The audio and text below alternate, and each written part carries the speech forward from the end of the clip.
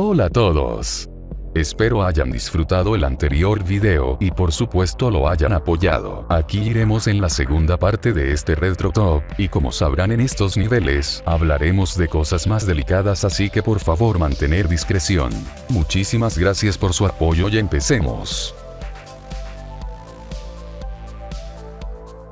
El Cartel de Medellín fue una organización criminal colombiana que se dedicaba al tráfico de cocaína, terrorismo, entre otras actividades, siendo uno de los principales actores del conflicto armado colombiano en las décadas de 1980 y 1990. Se enfrascó en una cruenta lucha contra el Estado y sus instituciones, principalmente en los centros urbanos, al mismo tiempo que mantuvo guerras paralelas con otras asociaciones delictivas, como el Cartel de Cali y los grupos paramilitares del Magdalena Medio. Se convirtió en un grupo terrorista reconocido por practicar secuestros y asesinatos, ya sea selectivos o indiscriminados. La mayor parte del terrorismo adelantado por el Cartel de Medellín se centra en las figuras de Pablo Escobar y Gonzalo Rodríguez Gacha. Miles de bombas y petardos estallaron en el país, se ejecutaron asesinatos de jueces, fiscales, testigos, periodistas, etc. Se destacan las muertes del ministro de Justicia Rodrigo Lara Bonilla, del procurador Carlos Mauro Hoyos, del líder político de la Unión Patriótica Jaime Pardo Leal, del candidato a la presidencia de 1990 Luis Carlos Galán, de los periodistas, como el director de El Espectador Guillermo Cano, y Jorge Enrique Pulido, atentados como el del vuelo de Avianca donde murieron 107 pasajeros, y también contra el director de Departamento Administrativo de Seguridad, DAS, Miguel Maza Márquez.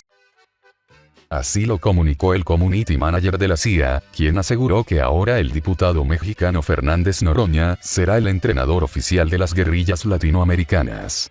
Esto para que aprendan a levantarse en armas como la gran superizquierda mexicana. Asimismo, se reveló que el diputado mexicano nunca ha perdido una pelea desde que iba en cuarto año de primaria, cuando una niña reprobada le ganó. Cabe señalar que la CIA tiene una gran historia de intervenciones violentas en varios países de Latinoamérica, por lo que la contratación del excelso sociólogo, diputado y guerrillero Gerardo Fernández Noroña, para entrenar a las guerrillas latinoamericanas, no sorprendió a ningún chairo. El sismo de hace más de 36 años dejó una huella indeleble en la sociedad mexicana, no solo por los daños y las muertes que provocó, sino por la respuesta de la sociedad civil. Hasta esta noche la palabra terremoto tenía prácticamente solo un sinónimo en México: 1985. El último temblor de magnitud 8,2 ha sido el mayor desde 1932, pero quizá ningún otro tuvo un alcance más destructivo y cimbró más al país que el que se registró hace poco más de 30 años. El 19 de septiembre de 1985, México vivió una de las catástrofes más desastrosas de su historia reciente. A las 7:17 de la mañana, una sacudida sísmica equivalente a 316 bombas nucleares se cobró la vida de más de 10.000 personas y dejó más de 5.000 desaparecidos. Las autoridades se vieron superadas por el sismo y la sociedad civil salió a las calles para rescatar a quienes habían quedado atrapados en los escombros. Alrededor de 4.000 personas fueron salvadas de morir atrapadas. El país apenas empieza el recuento de los daños por el temblor que cimbró el sur y el centro del territorio, pero las comparaciones con el de 1985 han comenzado casi inmediatamente. La principal diferencia entre ambos sismos es que el último ha tenido un epicentro más lejano de la costa del Pacífico y de la Ciudad de México. Además, el más reciente ha sido más profundo. Así recuerda el caso el hombre de la DEA que investigó el secuestro, tortura y homicidio de Enrique Kiki Camarena, uno de los momentos más oscuros en la lucha contra el narcotráfico en Estados Unidos y México. La historia criminal de México podría estar a punto de reescribirse. Las declaraciones de 3 agentes federales, que sostienen que el exagente de la DEA Enrique Kiki Camarena fue asesinado por un miembro de la CIA, y no por el narcotraficante Rafael Caro Quintero, cambian radicalmente la versión oficial desde hace casi 3 décadas. La banda Los Broncos de Reynosa ya apuntaba a esta teoría hace 25 años en uno de sus narcocorridos, pero se tomó como un chisme de cantina regado con tequila. Hasta ahora se pensaba que Camarena había sido asesinado por orden de los fundadores del cartel de Guadalajara, entre ellos el príncipe Caro Quintero. El funcionario estadounidense había desmantelado con sus investigaciones una gigantesca plantación de marihuana de un rancho llamado El Búfalo y en represalia los capos habían ordenado su secuestro y asesinato. Se han escrito ríos de tinta sobre estos hechos, narrados exactamente de esta manera. Estas nuevas revelaciones apuntan, en cambio, a que trabajadores vinculados con el gobierno de Estados Unidos encargaron el asesinato de Camarena a un personaje novelesco, Félix Ismael Rodríguez, alias El Gato, un cubano que participó en la frustrada invasión de Bahía de Cochinos y en la muerte de Ernesto Che Guevara en Bolivia en 1967. Si bien la película Poltergeist se ha convertido en uno de los grandes referentes dentro de su género, no es descabellado afirmar que algunas de las cosas más aterradoras de la producción sucedieron fuera de la pantalla. La obra que reunió los talentos de Tobe Hooper y Steven Spielberg está plagada de anécdotas escalofriantes que hace que sea aún más aterradora de ver. No solo ha trascendido por los fallecimientos de 4 actores que participaron en la cinta, sino también por algunos percances ocurridos durante el rodaje. Muchos recordarán la icónica escena donde la matriarca de la familia cae en el pozo de la piscina en construcción y se ve rodeada de cadáveres que emergen del agua acumulada. De acuerdo al especialista de efectos especiales, Craig Riordan, estos eran verdaderos restos humanos y no atrezo. Aunque hoy en día suena escalofriante, lo cierto es que era una práctica bastante común en la industria para ese entonces dado que era menos costoso comprar restos humanos que diseñarlos. La actriz de Poltergeist no tardó en culpar a aquella decisión de la producción por la serie de desgracias que recayeron sobre el filme. Incluso antes del fallecimiento de 4 actores de la saga, las cosas ya estaban raras en el plató. El actor que interpretó al hijo de los Freelin fue estrangulado por el payaso robótico del film tras una falla. La anécdota expresa que el propio Steven Spielberg tuvo que quitarle el artefacto de encima. Williams además aseguró ser testigo de fenómenos paranormales al regresar de sus largas jornadas de trabajo. Las explosiones de San Juan Ixhuatepec de 1984, también conocidas como explosiones de San Juanico, fueron una cadena de explosiones del tipo explosión de vapores que se expanden al hervir el líquido, por sus siglas en inglés, BLEVE, ocurridas en una de las plantas de almacenamiento y distribución de petróleos mexicanos, Pemex, en San Juan Ixhuatepec, Tlalnepantla de Vaz, Estado de México, dentro de la zona metropolitana de la Ciudad de México, así como en sus alrededores. El accidente provocó la muerte de entre 500 y 600 personas y un aproximado de 2,000 heridos, así como la evacuación de 60.000 personas y daños en un área de hasta 1 kilómetro de la planta siniestrada, debido a la expulsión violenta de restos de la misma. Las víctimas resultaron carbonizadas, asfixiadas por el gas propano a consecuencia de serias quemaduras. Las explosiones fueron calificadas en su tiempo como de las más mortíferas registradas en la historia provocada por gas licuado de petróleo.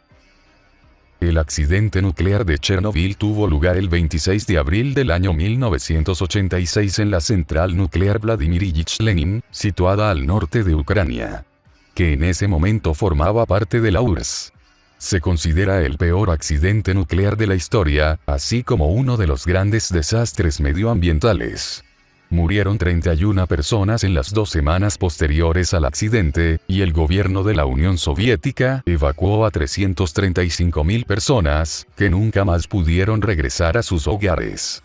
Se generó una gran alarma a nivel internacional, tras detectarse niveles medios de radiactividad en 13 países de Europa Oriental y Central.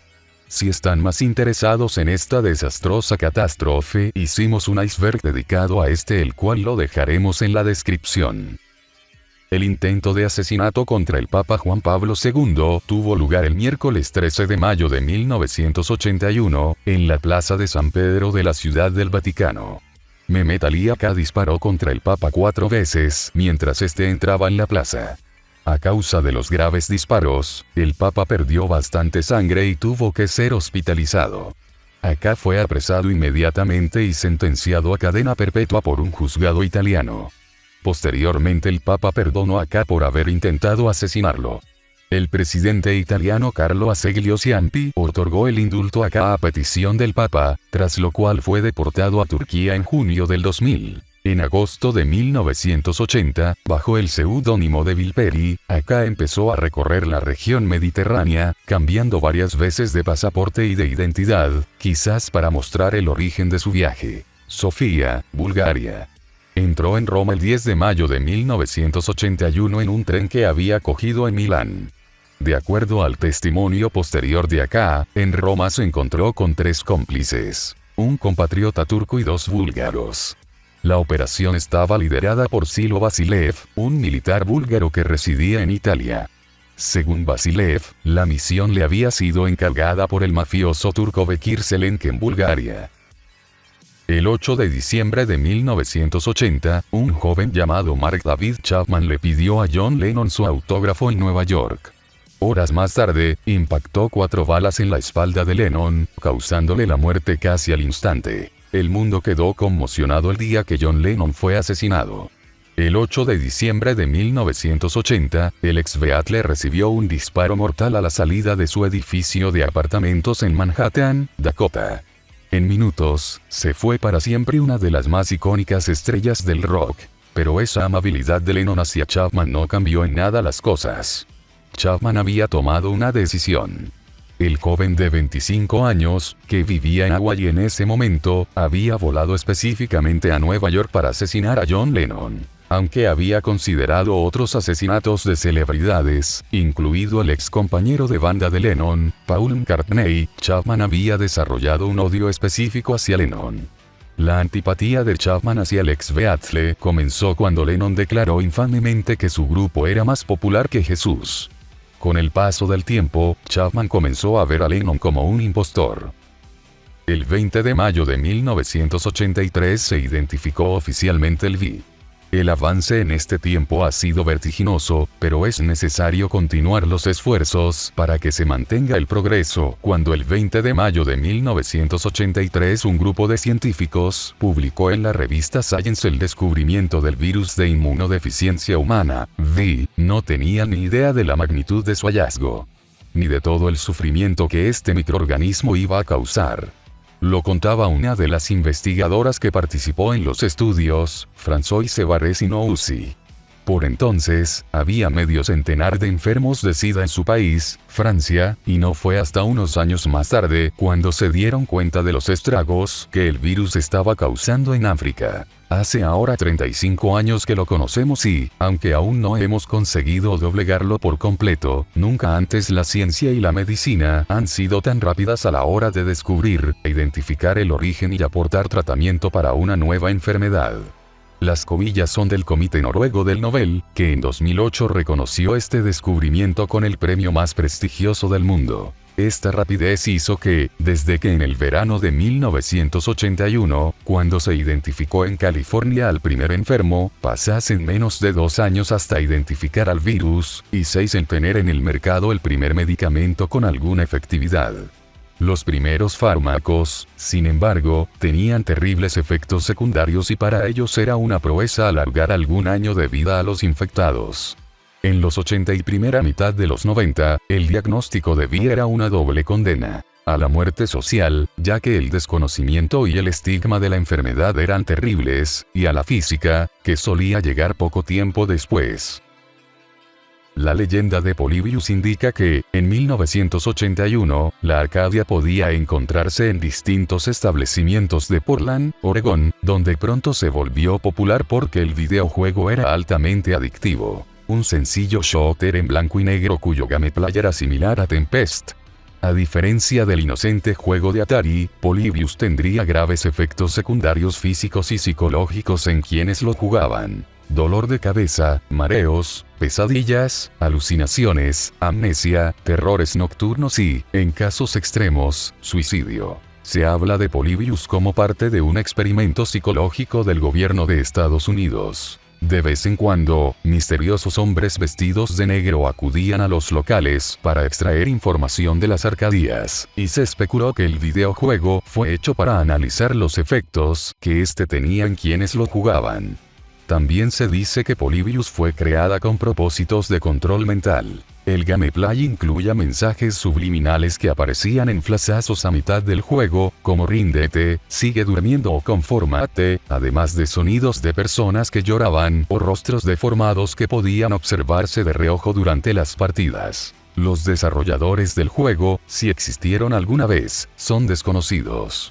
Sin embargo, en la pantalla principal podía encontrarse una referencia a Sinneslöschen, la supuesta compañía fabricante cuya traducción del alemán es algo parecido a pérdida de los sentidos. Apenas un mes después del lanzamiento de Polybius, la Arcadia habría sido retirada de todos los locales de maquinitas. De acuerdo con el creepypasta oficial, una Arcadia reapareció en 1988, pero desapareció poco después. Nadie ha podido recuperar el ROM del juego original y, por la misma razón, la existencia del juego no se ha podido comprobar. Aún así, han existido varios intentos de recrear el gameplay original de Polybius, como este, que, genuino o no, incluye destellos de luz y movimientos que sí pueden llegar a provocar mareos y dolores de cabeza, para que lo veas bajo tu propio riesgo.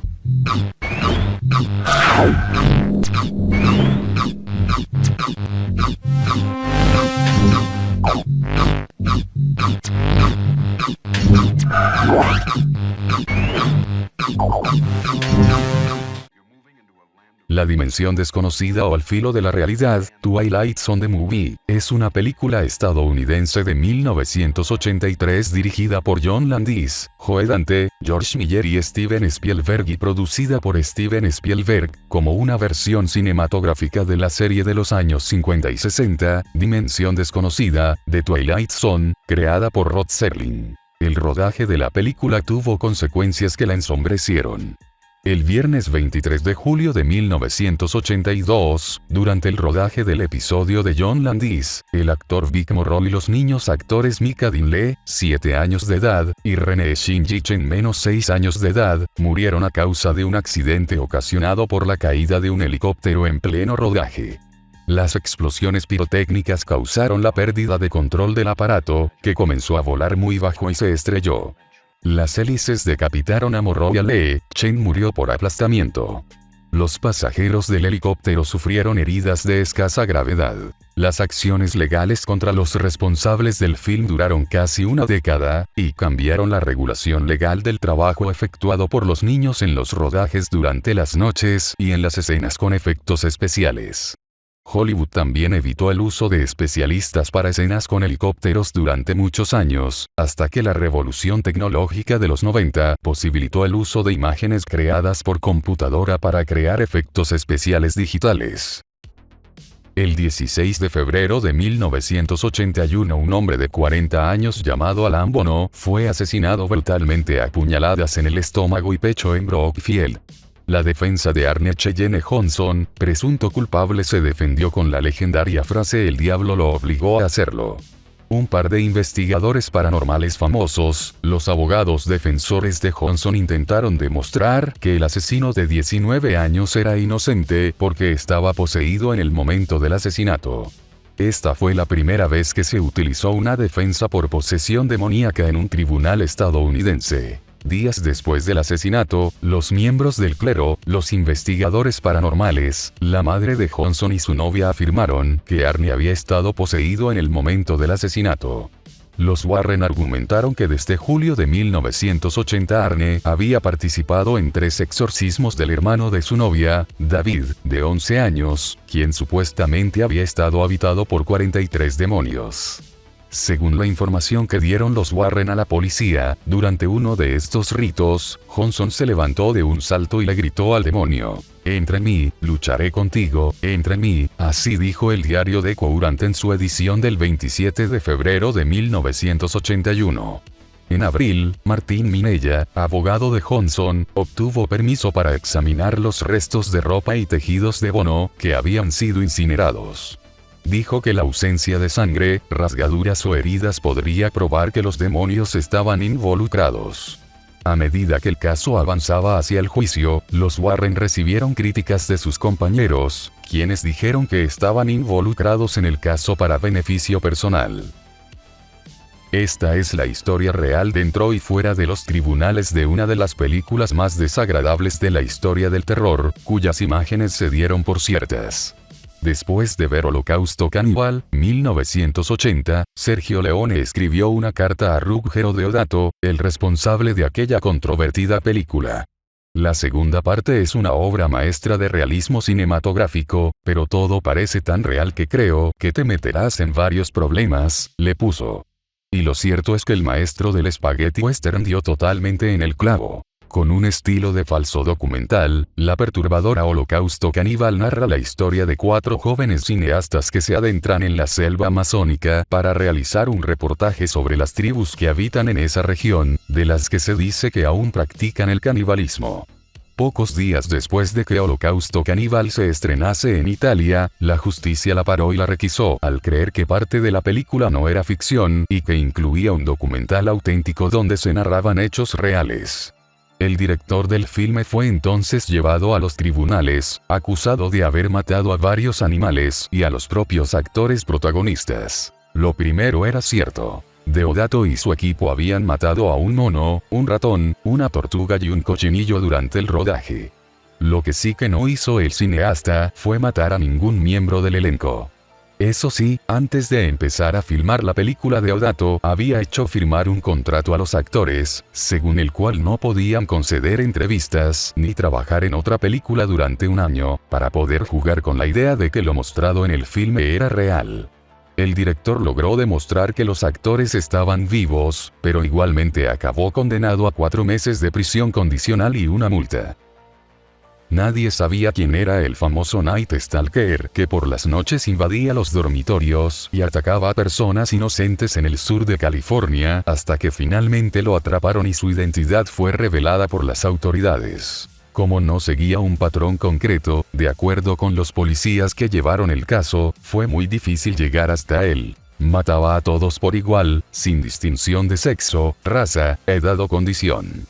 Las armas utilizadas iban desde un bate de béisbol hasta un puñal, pasando por varios tipos de pistolas. Al final de la exhaustiva investigación que encabezaron los detectives Gil Carrillo y Frank Salerno, nadie tenía dudas de que el responsable era Richard Ramírez. A simple vista, Ramírez parecía un chico tímido de sonrisa cálida, tez morena clara y ojos negros grandes de mirada penetrante, pero detrás de su cara angelical reinaba el mal. Su ola de crímenes aterrorizó a los residentes del área metropolitana de Los Ángeles y luego a los residentes del área de San Francisco desde junio de 1984 hasta agosto de 1985. Usó una amplia variedad de armas, incluidas pistolas, cuchillos, un machete, un artefacto de hierro y un martillo, para aterrorizar a sus víctimas y forzarlas a hacer todo lo que él quería con ellas. En uno de sus asesinatos, un 10 de abril de 1984, Ramírez mató a Mei Leung, una niña de 9 años chino-estadounidense en el sótano del hotel donde vivía, en el distrito Tenderloin de San Francisco.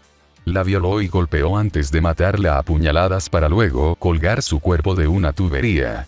Las autoridades ligaron este homicidio a Ramírez por el DNA hallado en el lugar, pero no hubo cargos oficiales. Ramírez, quien afirmó ser satánico, nunca expresó ningún remordimiento por sus crímenes, y en entrevistas con sonrisas burlonas dijo que cada uno tenía su libre albedrío de cometer acciones, y que él había escogido hacer lo que hizo porque quería. Jeffrey Dahmer alcanzó la fama de una manera espeluznante con el nombre de El Carnicero de Milwaukee, ya que desmembraba a sus víctimas, la mayoría hombres, una actividad que parecía no afectarle sino le provocaba placer. Jeffrey creció en esta ciudad de Wisconsin, Estados Unidos y como en muchos casos de asesinos seriales, su niñez debió llamar la atención de sus padres aunque no fue así, ya que desde pequeño su curiosidad lo llevó a maltratar y torturar animales. Jeffrey tuvo una infancia feliz. Su padre Lionel y su madre Joy se le dieron cariño desde pequeño, algo que no sucede habitualmente con la mayoría de los asesinos en serie. Jeffrey Dahmer tenía una especie de curiosidad por lo siniestro, pero aquel niño rubio de ojos azules provocaba más ternura que temor. Quizás ese fue un primer error. Llegó a tener su propio cementerio de mascotas, a las cuales torturaba, cercenaba, pero sobre todo le gustaba coleccionar. Una tras otra víctima, más jóvenes fueron presas de sus encantos y de su locura. Fueron asesinados, desmembrados y resguardados para placer de Jeffrey. Su carrusel de crímenes continuó hasta finales de julio de 1991. Fue entonces cuando su última víctima logró escapar de la casa de Dahmer y avisó a las autoridades.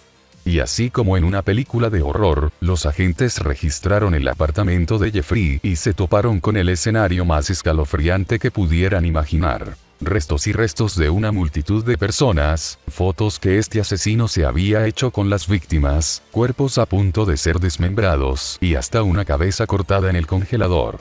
Fue detenido. Fue enviado a prisión donde recibiría una condena vitalicia por el asesinato de 17 hombres. Sin embargo, en 1994 fue asesinado dentro de la cárcel a causa de una paliza propinada por otro reo. Gracias a todos por ver este video, espero lo hayan disfrutado y sobre todo, que descubrieran cosas sobre esta interesante época. Y por supuesto, si eres nuevo en el canal no olvides suscribirte y darle a la campanita, sin dejar tu like ya que nos ayuda a seguir haciendo este contenido.